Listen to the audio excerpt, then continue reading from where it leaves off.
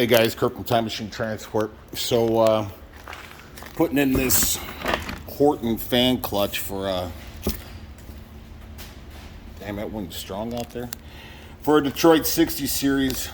That's the part number.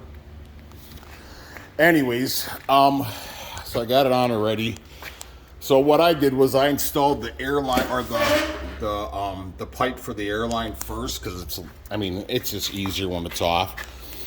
But now I'll show you guys what I did was, if you're doing this by yourself, which I tend to do a lot because I don't want to ask people for help because I'm an idiot like that. But I used a brand new bungee cord and I wrapped it around the front. And what I did was I just kind of draped it over the front and just hand threaded the bolts in, and then I just kind of, I didn't snug them up, but I just brought it so it wouldn't crash and burn. And then I put my belts on, and then I pulled it up the slack. So now we're gonna put the bolt in, but what I would recommend you use, because these bolts are pretty fragile, when I took my gearbox off, or my gear case, the front gear case,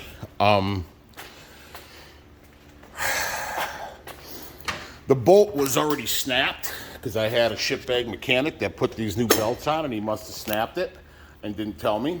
So I had to get a new bolt. So it doesn't happen to you in the future, I would use anti-seize on it, on the threads.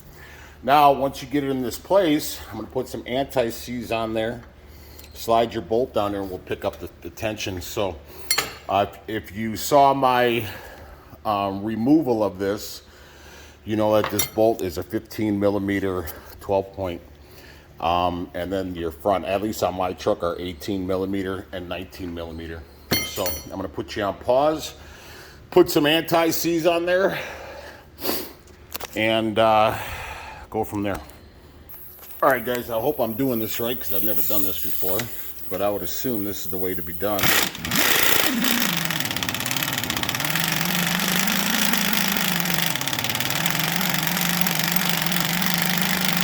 You can see it lifting.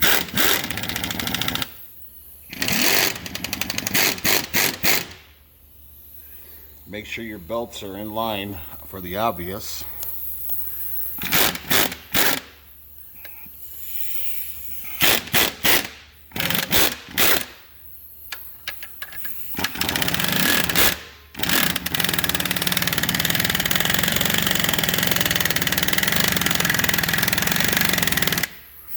And I would imagine you don't want to strip that out or you're going to be buying a new setup. So that's pretty much it. Now I'm going to put you on pause. I'm going to double check my tension on my belts.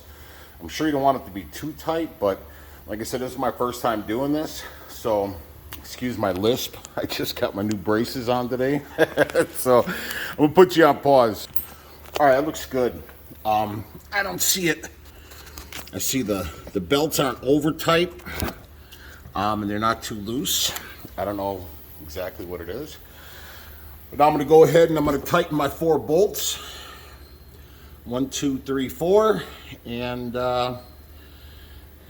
then I'll put the fan back on. So, all right, guys, all snugged up, and I double checked the tension on the belts. Everything seems fine. Now you can put your fan on.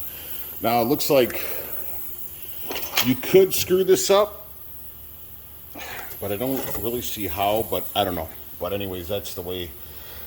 Those larger grooves or longer grooves, you see those are shorter, so that's gonna face the motor. And the clutch came with new bolts and new lock washers, so I'm gonna go ahead and put those on. They are 9/16 on that. I'm gonna go ahead and put that on. And the best way to do it is just kind of pull your shroud back. That's the easiest way, I think. That's the way I took it off. So anyways, I'm gonna go ahead and put this on and I'll get back to you. All right, guys, fan's on.